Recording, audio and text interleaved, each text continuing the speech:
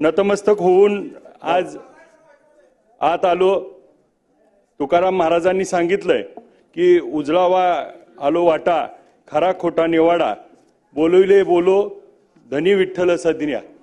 या उक्तीप्रमाणे भविष्याच्या वाटा उजळवण्यासाठी, महाराष्ट्राला प्रगतीच्या वाट्यावर नेण्यासाठी, इथं सत्याची बाजू मांडण्यासाठी आलो।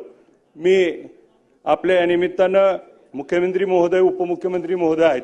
मराठा आरक्षणावरती गेले कित्येक दिवस अजून देखील आंदोलनाची 25 तारीख त्या ठिकाणी मनोजदादा जरांगे पाटील साहेबांनी दिली, तर त्याच्यावरती आपली भूमिका स्पष्ट करावी।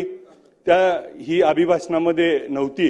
धनगर समाज, लिंगायत समाज, महादेव कोळी समाज, मुस्लिम समाजाच्या आरक्षणाचा जातनिहाय जनगणना करून हा प्रश्न निकाली काढावा।